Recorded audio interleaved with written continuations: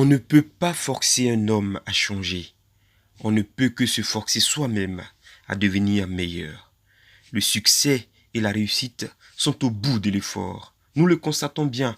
Après quelques mois de présence sur YouTube, 500 abonnés, un peu plus de 4000 vues grâce à vos commentaires, grâce à vos partages. C'est très encourageant. Merci à tous.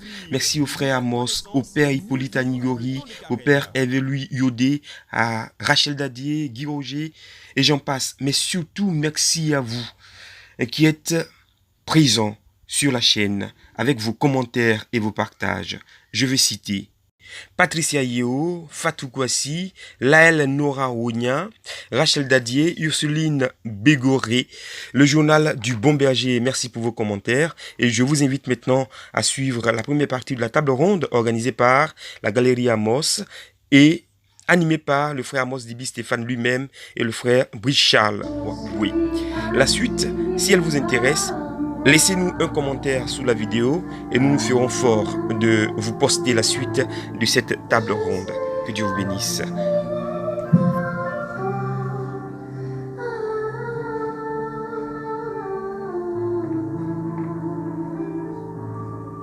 Je suis fascinée par moi.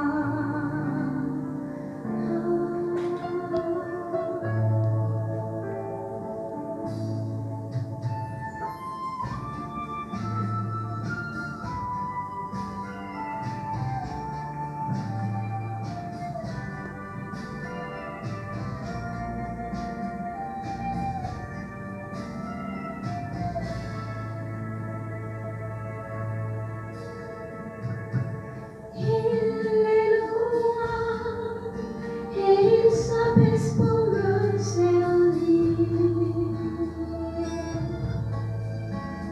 Il m'a dit, laisse-toi aimer, ma royauté est pour te servir et te couronner. Je suis fascinée par le roi. 7 à partir du verset 45. Il est dit ceci. À partir de la 6e heure, l'obscurité se fit sur toute la terre jusqu'à la 9e heure. Et vers la 9e heure, Jésus clama en un grand cri. Élie, Élie, lama sabachthani, c'est-à-dire mon Dieu, pourquoi m'as-tu abandonné?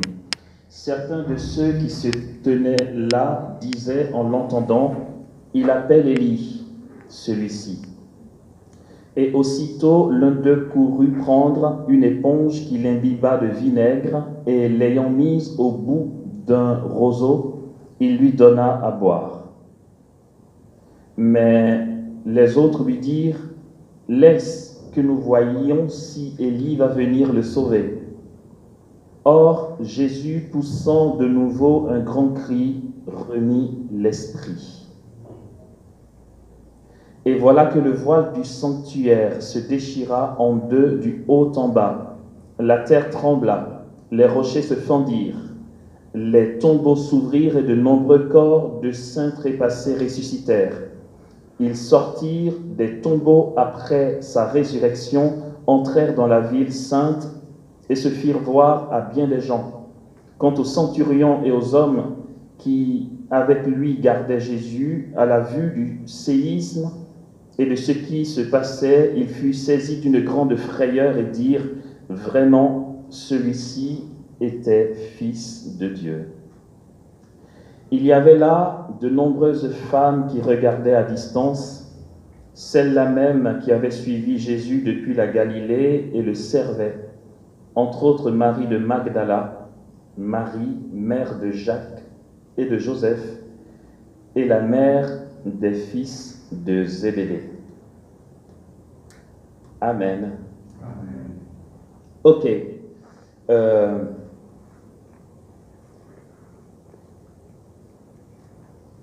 Cela pourrait paraître provoquant, de se poser cette question. Dieu est-il vraiment mort?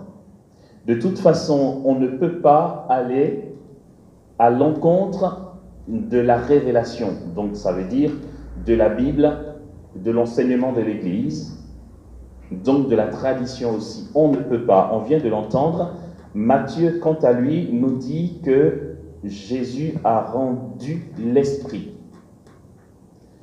Jean va utiliser l'expression « il remit l'Esprit » et Luc, lui, il dira « il expira ». Jusque-là, il n'y a pas le mot « mort ». Par contre, Pierre, dans son discours à la Pentecôte, est très clair. Ce Jésus a été livré aux mains des Juifs et l'ont mis à mort. Mais il est ressuscité le 3e jour, comme il l'avait promis, nous en sommes témoins. Lorsqu'il prêche par ailleurs, donc 8 chapitres plus loin dans les Actes des Apôtres, chez Corneille, il dit « Vous avez tous entendu ce qui s'est passé en Galilée. Jésus de Nazareth, ses débuts en Galilée depuis le baptême proclamé par Jean, comment Dieu l'a rempli d'Esprit Saint de puissance, lui qui est passé en faisant le bien, et en guérissant tous ceux qui étaient tombés au pouvoir du démon, car Dieu était avec lui. Mais pris par les Juifs, il a été mis à mort, mais il est ressuscité le 3e jour. » En dépit de ces textes bibliques, nous savons tous que l'Eucharistie est la célébration de la mort et de la résurrection de Jésus. Donc c'est très clair, l'Église nous apprend et nous dit que Jésus est mort. Voilà. Saint Jean, dans son prologue, va dire « Au commencement était le Verbe, et le Verbe était avec Dieu, et le Verbe était Dieu. » C'est très clair. Donc celui qui est le Verbe était non seulement auprès de Dieu, mais il était aussi Dieu. Au verset 14, il dit « Et le Verbe s'est fait chair et il a habité parmi nous. Nous avons vu sa gloire, gloire qu'il tient de son Père comme Fils unique, plein de grâce et de vérité. » Le Verbe s'est fait chair. Dans la personne du Christ, Matthieu, quant à lui, dira « La Vierge mettra au monde un fils, on lui donnera le nom d'Emmanuel, ce qui veut dire Dieu parmi nous. » Conclusion, celui qui est mort sur la croix, c'est Dieu qui est mort. Et telle est la foi de l'Église. Il est vrai Dieu et il est vrai homme. Là-dessus, avec les quelques références, il y en a d'autres bien sûr, mais vu le temps qui nous est imparti, j'avance. Avec les références que je viens de citer, il est très clair en tant que chrétien catholique que notre foi nous apprend que Jésus est Dieu. Le credo que nous avons à toutes les solennités de messe nous fait dire il est Dieu, né de Dieu, vrai Dieu, né du vrai Dieu, engendré, non pas créé, de même nature que le Père. Pour nous les hommes et pour notre salut, il est descendu du ciel par l'Esprit Saint, il a pris chair de la Vierge Marie et s'est fait homme. Crucifié pour nous sous Ponce Pilate, il souffrit sa passion et fut mis au tombeau. Il ressuscita le 3e jour, conformément aux Écritures, et il monta au ciel. Ok? Je continue pas en 7. Très bien. Donc, celui qui est condamné sous Ponce Pilate est vraiment Dieu. Il est aussi vraiment homme. Et selon l'apôtre Pierre, selon le credo, selon l'enseignement de l'Église, selon les évangiles synoptiques et selon Saint Jean, il est mort en croix. Il remit l'esprit, il a expiré. Dieu est-il vraiment mort? Si je reste catholique, or je le reste, c'est ma foi de croire que Dieu est mort. Pourtant, la problématique de cette table ronde n'est pas seulement de savoir s'il est vraiment mort. C'est comment c'est possible, puisque notre foi nous demande, nous fait croire qu'il est mort. Le but de la table ronde n'est pas de remettre en cause ce que nous dit l'Église. Okay? Nous sommes fils de l'Église et moi j'y crois Dieu comme fer, dans la grâce du baptême et du Saint-Esprit, bien sûr. Comment c'est possible? Quand d'une part, nous savons que la Bible, la tradition et l'enseignement actuel du clergé, donc de nos pasteurs, nous apprennent que Jésus est mort en croix et que par sa mort, nous sommes sauvés. Comment cela est possible? La même théologie qui nous apprend que Jésus est mort pour notre salut nous apprend qu'en réalité, Dieu ne meurt pas. Dieu ne peut pas mourir. De manière scripturaire, Jean est très clair. En lui, parlant du Verbe, était la vie. Et la vie est la lumière qui éclaire tout homme. Et la lumière, lui, dans les ténèbres, et les ténèbres ne l'ont point saisi. Ok. On avance. Le Verbe qui prend chair de Marie, comme il dit au verset 14, est la vie. En lui est la vie. Et cette vie est la lumière qui éclaire tout homme. Et cette lumière, lui dans les ténèbres, et les ténèbres n'ont pas d'emprise sur cette vie, sur cette lumière. La mort est le fait des ténèbres. La mort est la conséquence des ténèbres. L'évangile de Jean nous dit que les ténèbres n'ont pas d'emprise sur lui. Or, il se trouve que Jésus à Gethsémani va parler de l'heure des ténèbres. C'est l'heure des ténèbres. Il dit, avant sa montée à Jérusalem, qu'il faut que le Fils de l'homme monte à Jérusalem, qu'il souffre beaucoup et qu'on le mette à mort. Le troisième jour, par contre, il ressuscitera. Jean continue en disant, à partir du verset 9,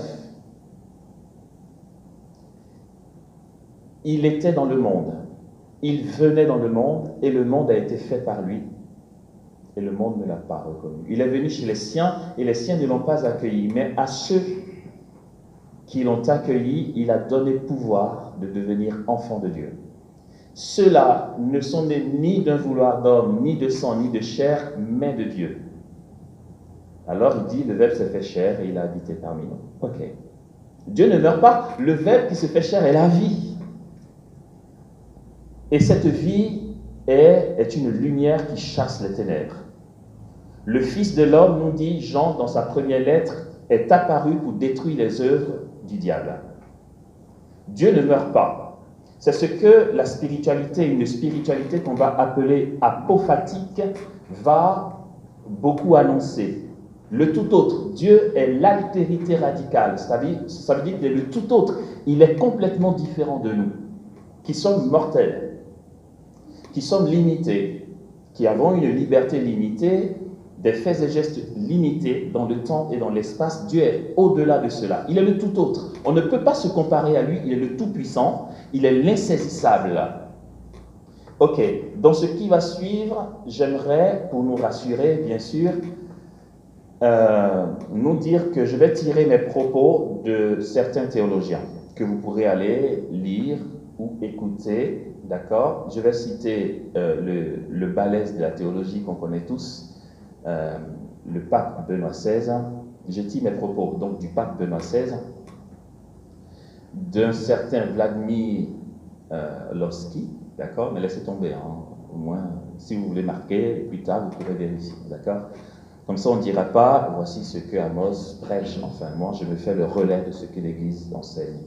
Donc, Vladimir Lossky, Isabelle Raviolo, Bertrand Vergely,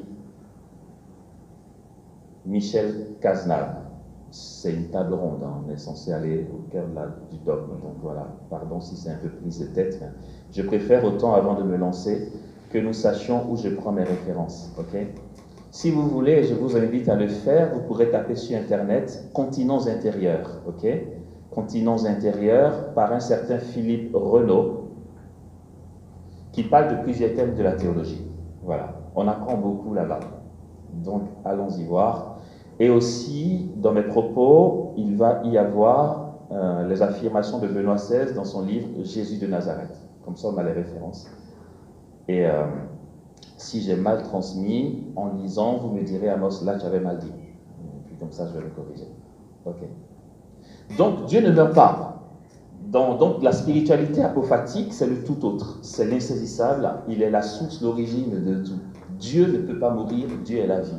Il n'y a pas de mal en Dieu. Il n'y a pas de ténèbres en lui. Ce qui est différent dans l'ordre de l'économie du salut, la stratégie que Dieu se donne pour notre salut, d'accord? Dans l'économie du salut, le cardinal Sean Bond est clair pour dire qu'il ne faut pas tomber dans une foi naïve en disant que Dieu est lumière, il est bonté, bien sûr, au point de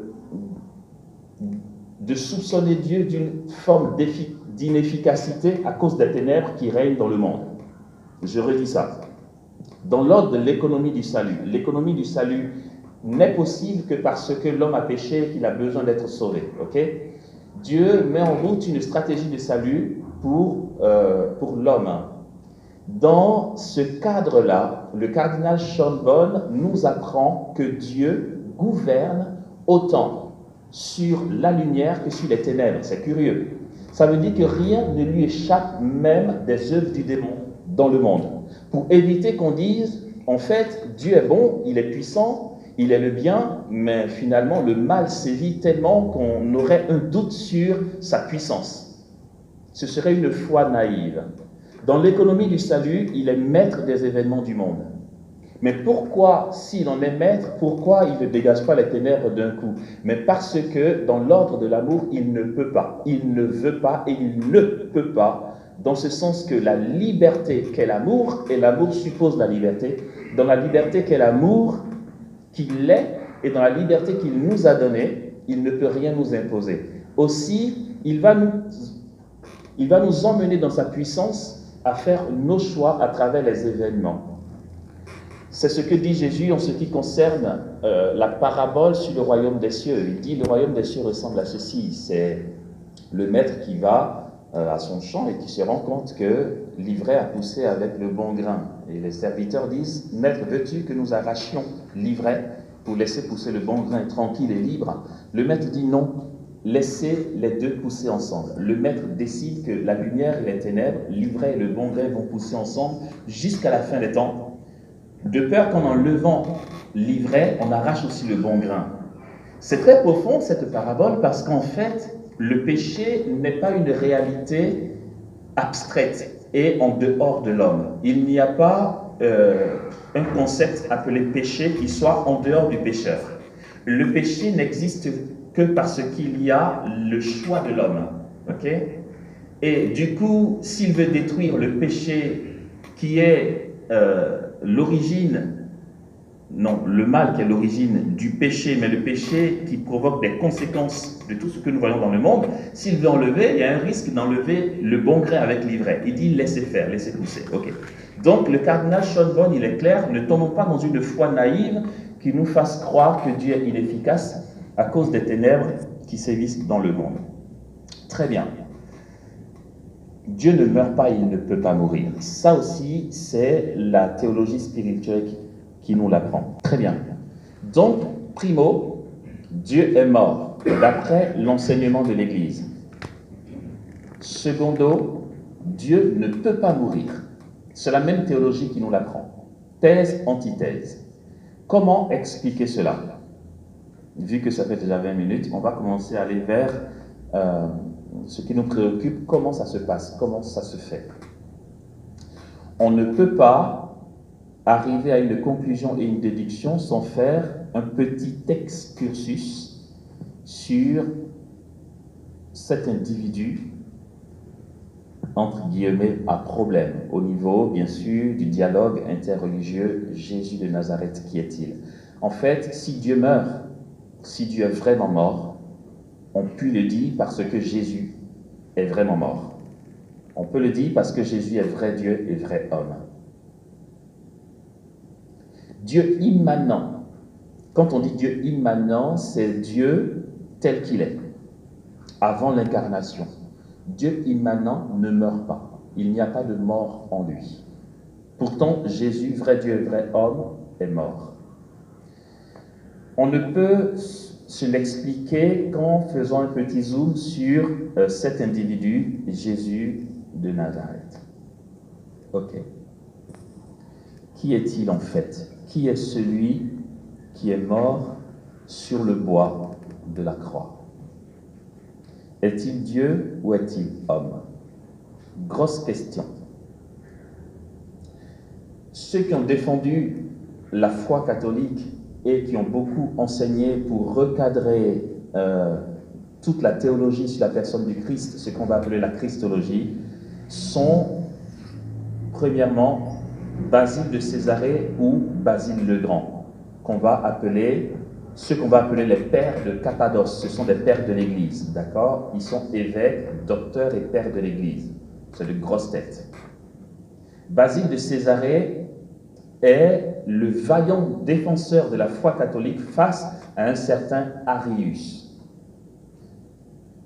de qui vient une hérésie appelée l'arianisme. Arius part de la confession de foi catholique qui dit « engendré, non pas créé, de même nature que le Père ». Arius dit « engendré, ok, non pas créé, ok, de même nature que le Père, il y a problème ». Dire qu'il est de même nature que le Père suppose qu'il est autant Dieu que le Père. Arius est très clair dans sa logique. Il est logique, mais heureusement que ce qui est logique n'est pas ce qui est la vérité, d'accord? Ce n'est pas parce que quelque chose peut être logique que ça va être la vérité. Autrement, toute la philosophie serait la vérité, mais non. Arius dit, s'il a été engendré, il ne peut pas être inengendré. Je dis ça en français. S'il est engendré par le Père, on ne peut pas à la fois dire qu'il est de même nature que le Père, parce que le Père est inengendré. Si le Fils est engendré, alors il est forcément subordonné au Père, parce que s'il est engendré, il vient d'une source. Une source qui est forcément, qui précède celui qui est engendré. Voici la doctrine d'Arius. Arius va se baser aussi sur ce que dit Saint Paul. Souvent je me dis, mais pourquoi Saint Paul a dit ça? Bon, c'est pas plus Saint Paul que les pères de l'Église. Pourquoi ils ont gardé cette traduction comme ça?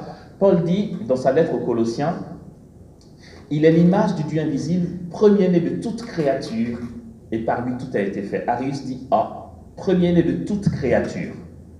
Donc, le Christ est une créature forcément subordonnée au Père. Il ne peut pas être de même nature que le Père.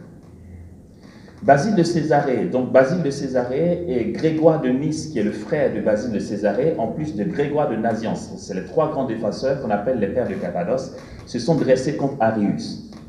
Basile de Césarée dit qu'il est inconcevable de penser Dieu comme inengendré.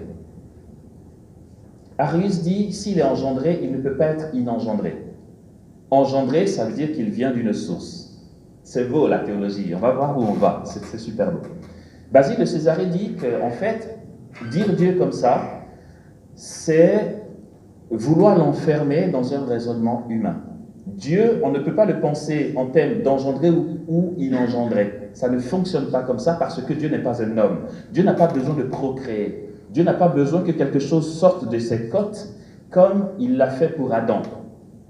Mais avec cette vision-là, on peut accuser, on peut soupçonner du moins Jésus d'être subordonné au Père. Basile de Césarée dit non. Du coup, au concile de Chalcédoine, au 5e siècle, milieu du 5e siècle, 451, au concile de Chalcédoine, c'est dans ce concile-là que les choses se sont précisées sur la personne du Christ. Une seule personne en deux natures. Ça a été aussi une bonne guerre à ce niveau-là. Une seule personne en deux natures. Les philosophes des églises, on va dire, d'Alexandrie, c'est en Égypte, n'étaient pas d'accord avec cette affirmation d'une personne en deux natures. Puisque ils vont partir de l'événement de Gethsémani. C'est l'événement, comme dit le pape Benoît XVI, qui est le point d'achoppement de toute spéculation sur la personne du Christ. Avant Gethsémani, le Christ n'a jamais été confronté à une situation où il a une volonté opposée à celle du Père. Jusqu'à Gethsémani, Jésus est OK avec tout ce que le Père veut. Il dit d'ailleurs que sa nourriture est de faire la volonté de celui qui l'a envoyé. Pas de problème. Il y a un certain Maxime, qu'on va appeler Maxime le confesseur, qui va expliquer qu'en fait, nous, pécheurs, nous sommes confrontés à ce dilemme de la volonté de Dieu par rapport à la nôtre, à cause du péché. Le péché fait qu'il y a une scission entre ce que nous voulons et ce que Dieu veut, au point que quand Dieu nous invite à quelque chose, ça nous est difficile. Ce n'était pas le cas du Christ qui n'avait pas péché. Vu qu'il n'avait pas péché, il n'avait pas eu ce problème d'être confronté à une opposition à la volonté du Père. C'était la même. À Gethsémani, point d'achoppement, Jésus dit, non pas comme je veux, mais comme tu veux. Oups, problème. Donc les philosophes d'Alexandrie disent qu'il ne peut pas y avoir une seule personne en deux natures, puisque la personne humaine suppose une volonté à la fois. Si c'est une personne en deux natures, pourquoi à Gethsémani, Jésus dit non pas ce que je veux, mais ce que tu veux? Là, Benoît XVI explique en disant qu'en réalité, ce n'est pas la volonté de l'humanité du Christ face à la volonté de Jésus Dieu. Si c'est le cas, alors les Alexandrins ont raison de dire qu'il ne peut pas avoir une personne en deux natures.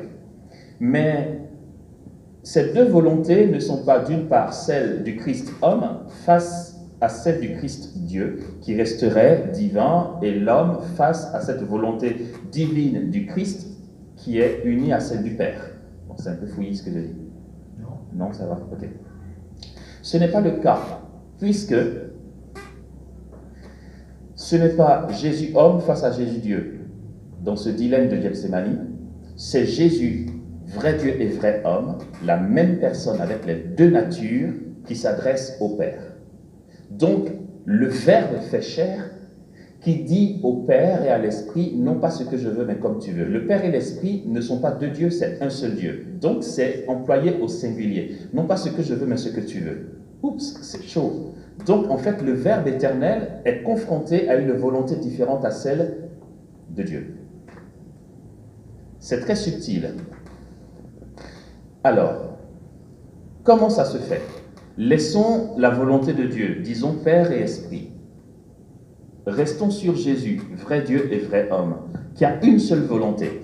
Maxime le confesseur va donc dire, dans ce qu'il a commencé par dire et que j'ai cité, il va répondre aux Alexandrins que c'est vrai que la volonté de l'humanité du Christ n'est pas la volonté du Christ vrai Dieu.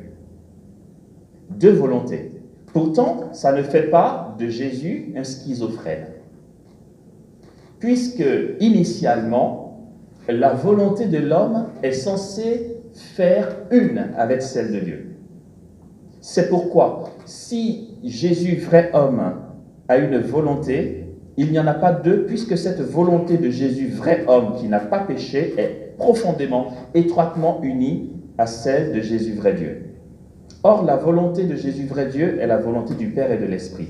Autrement dit, la volonté de l'humanité du Christ est profondément unie à celle de Dieu, au point qu'il n'y a aucune différence entre les deux. Puisque cette volonté est une, et qu'elle est face maintenant à celle de Dieu, Père et Esprit, à Gethsémani, c'est simplement parce que, pour faire vite, c'est parce que, comme dit Saint Paul, lui qui n'avait pas péché, Dieu l'a fait pécher pour nous, pas pécheur, péché. Au point que le Christ, à ce moment-là, était confronté à notre difficulté à épouser la volonté du Père. Parce qu'à Gethsémani, il a pris sur lui toutes nos galères. Depuis le premier homme, Adam, jusqu'à la dernière personne qui va naître, il a pris ça sur lui pour pouvoir épouser la volonté du Père avec la nôtre. Ok. Si c'est le cas, alors Jésus n'est pas schizophrène. C'est vraiment une seule personne en deux natures. Par contre, cette même personne en deux natures n'est pas confrontée à une fusion. Ce n'est pas une fusion.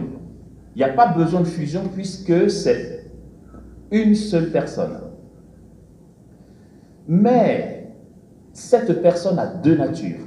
bien distinctes. Jésus est vrai homme et pleinement homme, sans confusion. Et il est vrai Dieu et pleinement Dieu. Une unité sans aucune confusion. Il fallait que ce soit ainsi, disent les pères de Cappadoce, pour que l'homme soit capable de Dieu, capable d'être un avec Dieu. Si l'humanité du Christ était une humanité, une super humanité comme un super homme ou superman, on n'aurait pas pu nous goûter à l'étroite intimité avec Dieu. Il fallait que Jésus soit pleinement homme comme nous, pour que son union avec la divinité nous soit possible. Mais les deux natures sont bien différentes. Ok? Ceci dit,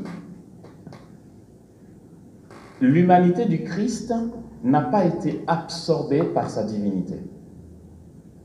Elle est restée plénière. Quoique, cette humanité du Christ a été soutenue par la divinité. Oh, c'est compliqué, on dirait. Non, ça va? Ok. Donc son humanité a été soutenue par la divinité. Ce soutien du divin pour l'humain n'est pas que Jésus, vrai homme, ait eu de super pouvoirs. Non. Parce que c'est tout à fait celle que nous sommes appelés à vivre. Pourquoi quand tu galères, tu invoques Dieu? Pourquoi tu appelles la grâce? C'est pour que la grâce te soutienne, c'est pour que Dieu te vienne au secours. Pourquoi Jésus, vrai homme, serait différent? En fait, c'est une humanité qui est soutenue par le divin, comme tout homme est appelé à l'être. Voilà, tout simplement. Ok. Et donc, il y a un pape, le pape qui a présidé le concile de Chalcédoine, Léon le Grand, va dire que cette personne indivisible, cette unité dans la personne indivisible du Christ, vrai Dieu et vrai homme, n'est possible, ou du moins a été rendue possible, pour que vous et moi, une fois que nous aurons épousé pleinement la volonté de Dieu, nous soyons autant un que Jésus, vrai Dieu et vrai homme. Lorsque l'Église nous dit que nous sommes appelés à participer à la vie divine, ça va être une vraie unité au point que tu vois le Saint et puis tu peux dire que tu as vu Dieu. C'est à ça que nous sommes appelés. Saint Basile, le grand, ou Basile de Césarée que je viens de citer, dira que le comble de ce que nous pouvons espérer, c'est devenir Dieu. Et il l'affirme, et je l'affirme après lui, puisqu'il est docteur, père et évêque, hein, donc je n'ai pas peur de me tromper. Il dit que nous serons Dieu, nous allons devenir Dieu. Non pas d'autres dieux, en plus de Dieu, il n'y aura pas au ciel beaucoup de dieux. Il y a un seul Dieu, ça ne changera jamais. Mais nous serons Dieu de Dieu. Voilà, point. Il sera tout en tous. Nous serons Dieu de Dieu. Quand nous serons Dieu, nous ne serons pas face à lui en disant, bon, écoute, vas-y, parle maintenant, moi aussi je suis Dieu. Quoi? Non. Tout ce que tu peux faire en tant que Dieu que tu vas devenir n'est autre que l'action de Dieu, l'agir de Dieu. On va vers la conclusion. Ok. Si on a fait donc ce petit zoom sur la personne du Christ, il reste combien de temps pour faire? Ok. J'ai chaud. Après ce zoom sur la personne du Christ, nous pouvons revenir à la question, à la problématique. Dieu est-il vraiment mort? Dieu meurt-il?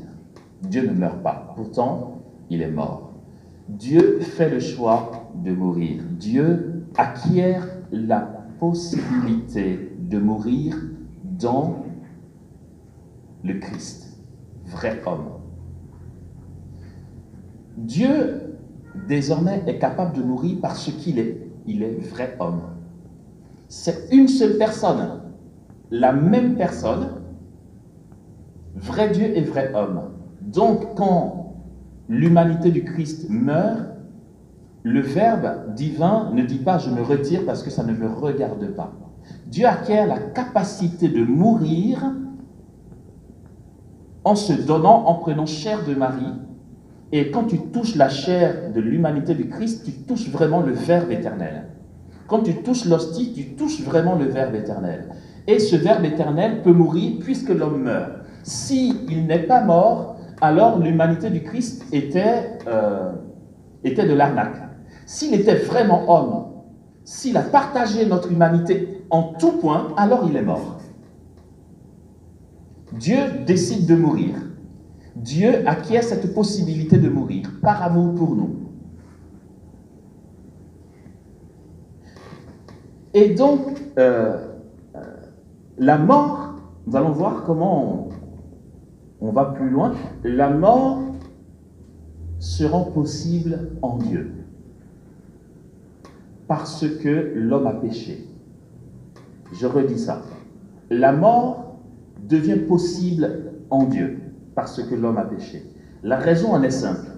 En Dieu, il y a l'homme, puisqu'il a décidé de faire un avec l'humanité. Il s'est incarné. Il s'est fait homme, nous dit notre credo. Parce qu'il s'est fait homme et qu'il est Dieu en même temps, l'homme meurt, Dieu meurt. Désormais, en Dieu, il y a la mort, la possibilité de mourir. Pourtant, cette merveille qu'est la résurrection, c'est quoi? C'est que, comme le Dieu immanent, quand je dis immanent, c'est le Dieu avant l'incarnation, comme ce Dieu immanent n'a pas de mort en lui et qu'il est la vie, il n'est pas seulement la vie, il est puissance de vie et puissance de résurrection, alors tout ce qui est mort et qui viendrait des ténèbres ne peut résister face à cette puissance de vie. La mort, au contact de la vie, reprend vie. Vous comprenez ce que je dis? Et alors Dieu accepte de mourir en se faisant homme, mais il se sait suffisamment puissant pour faire éclater la vie, puisqu'il n'est pas possible que la mort demeure en lui. L'homme est en Dieu, et tant que l'homme sera en Dieu, la mort de l'homme se transformera toujours en vie, car la vie l'emporte toujours sur la mort. La mort est possible désormais parce que Dieu se fait homme, mais la victoire est déjà annoncée, puisque faire entrer la mort dans la vie est une destruction de la mort en soi. Du coup, le Verbe n'a pas peur de prendre chair de Marie et de mourir réellement. Alors, oui, Dieu est vraiment mort. Dieu peut-il mourir? En réalité, le Dieu immanent, non, mais par amour pour nous et dans l'économie du salut, il acquiert la possibilité de mourir. Il meurt, et comme dit saint Thomas d'Aquin, il ne permet aucun mal s'il ne se sait pas suffisamment puissant pour transformer ce mal en bien. Alors il y va, les yeux fermés, et puis il meurt en croix. Et celui qui remet l'esprit est vrai Dieu et vrai homme. Mais puisque la vie est jaillissante, puisque Dieu est éternel, comme dit Bertrand Vergely, et c'est beau quand il dit ça, il dit quand on dit Dieu éternel, il ne faut pas voir le Dieu perpétuel. Il dit ce serait un Dieu perpétuel, on se serait ennuyé dans le ciel. Ce n'est pas une longueur. Le Dieu éternel, c'est le Dieu de l'instant. Et l'instant, c'est l'éternité. Et l'éternité, comme dit saint Augustin, c'est l'instant qui s'étend à l'infini. Ce n'est pas un Dieu perpétuel, c'est un Dieu éternel. En Dieu, tu goûtes l'instant. Et tu goûtes un instant qui ne finit pas, et c'est chaque fois présent, en fait. Tu n'es pas dans une forme de durée en disant « je commence à m'ennuyer ». C'est l'instant qui se renouvelle, de commencement en commencement. Et donc la mort entre en Dieu et explose en vie, finalement. Parce que en Dieu, désormais, il y a l'homme. À Paris, je le disais, il y a une dame qui a fait une grimace dans l'assemblée. Quand on dit Dieu, entendons homme aujourd'hui. Ça ne peut pas être autre chose.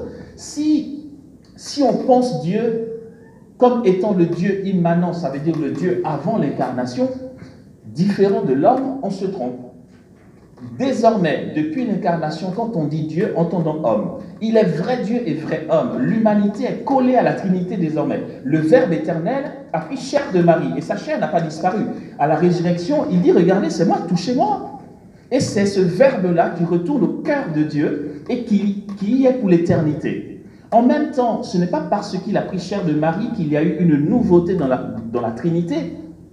Non, c'est que Dieu a toujours eu en son sein l'humanité. Sinon, il n'aurait pas pu créer l'humain. Tout sort de lui. Si ça ne sort pas de lui, alors on ne vient pas de Dieu. Mais si on vient de lui, alors c'était déjà en lui. Il n'y a rien qui a changé en Dieu. Il a toujours été comme ça. C'est simplement un phénomène. Un phénomène, ça veut dire une manifestation de ce qu'il portait déjà. Cette capacité qu'a l'homme de mourir vient du fait que Dieu nous a créés libres avec la possibilité de choisir autre chose. Là où la mort peut gouverner, là où la mort peut demeurer, c'est simplement dans l'humain qui refuse Dieu. À ce moment-là, Dieu ne peut rien faire. Et je dis, en pesant bien mes mots, Dieu ne peut rien faire, puisque s'il t'oblige à vivre, il viole ta liberté. Tant que tu es libre, et il la respectera toujours, si tu dis Dieu, je n'ai pas besoin de toi, alors tu demeureras dans la mort. Mais quiconque dit oui à Dieu, touche Dieu, et quiconque touche Dieu ressuscite immédiatement, puisque Dieu est puissance de vie, il est vie éternelle. Alors Dieu peut mourir parce qu'il va faire éclater dans cette mort une vie qui ne finit pas. Amen. Ouais. Vous savez, je me rappelais en même temps, je me souviens, Didier Drogba qui racontait que chaque fois, sa femme aussi avait attesté, que chaque fois qu'il finissait son match et que Cristiano Ronaldo devait jouer, il courait vite pour venir se mettre devant la télé parce que ça lui mettait le stress. Donc chaque fois que Cristiano Ronaldo jouait, vous connaissez un peu Cristiano Ronaldo, le Didier Drogba, donc ils étaient des rivaux en Angleterre, bon, toute proportion gardée, hein, et puis sans équivoque.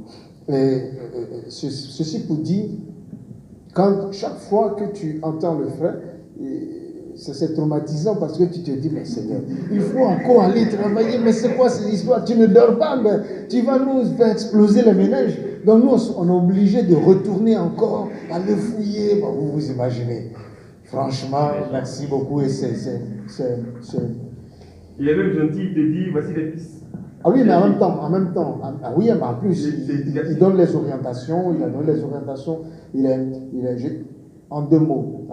La première chose, c'est que sur le plan doctrinal, il nous a vraiment envoyé dans la connaissance de la chose. Il nous a fait comprendre, effectivement. Donc, il nous a dit, et en plus, avec la bibliographie à l'appui, ça, c'est ça l'enseignement, d'accord? Et ma prière, c'est que ce genre d'atelier de table ronde se multiplie en Côte d'Ivoire, en Afrique. Nous avons beaucoup en Afrique, excusez-moi de faire cette digression, nous avons beaucoup en Afrique l'enthousiasme, la ferveur.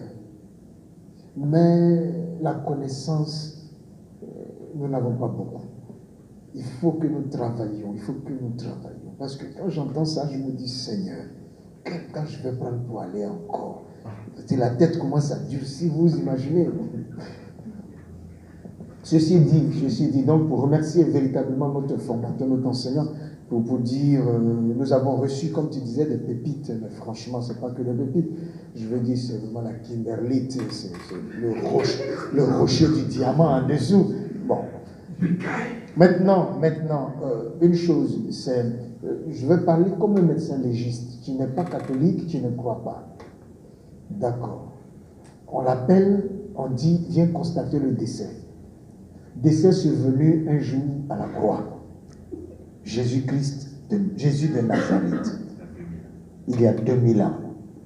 Donc nous sommes au pied avec le médecin légiste de Jérusalem, l'un des plus réputés. Quand il vient, il faut qu'il fasse le constat du décès.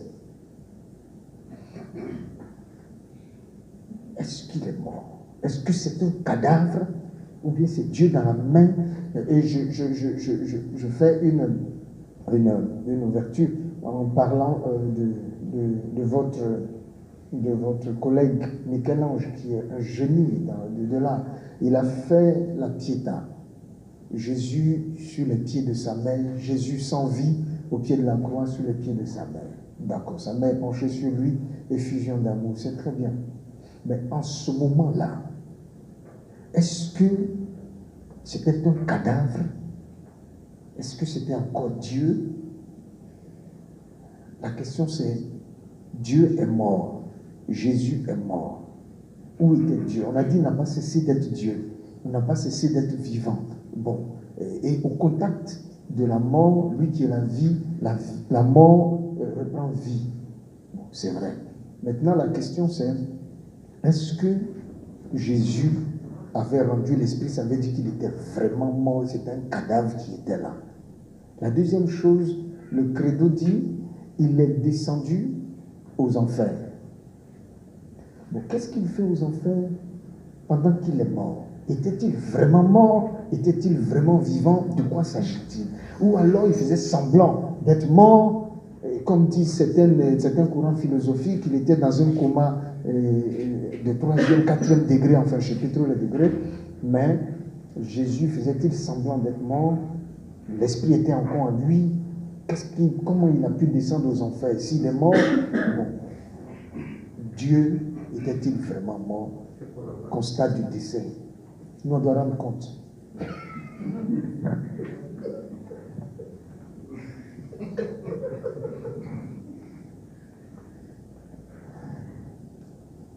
Eva, je t'en veux d'avoir proposé Louis Charles.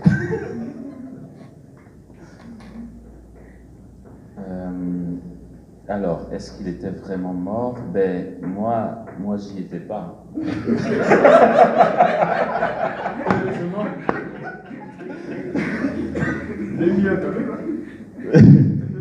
Non, j'y étais pas.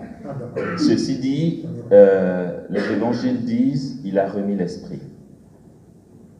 Et avec l'introduction que j'ai faite, l'Église nous apprend qu'il était vraiment mort, et tel a été le témoignage des apôtres il y a 2000 ans. Si c'était un témoin 2000 ans plus tard, on aurait dit, mais Pierre était là, il a même régné avant que le gars meure. Pierre annonce dans sa prédication qu'il est mort et qu'il est ressuscité. Donc il est descendu dans les bras de sa mère. Mais comme il était vrai Dieu et vrai homme, même une personne qui n'a qu'une seule nature humaine, vous et moi, quand le corps rend l'âme et que le corps devient une dépouille mortelle, comme on dit, l'âme humaine reste immortelle. Donc qu'est-ce qu'il fait aux enfers en même temps? Qu'est-ce qu'il fait aux enfers? C'est que en tant que vrai homme, il avait une âme. Il avait son esprit qu'il a remis entre les mains de son Père. Hein, et par conséquent,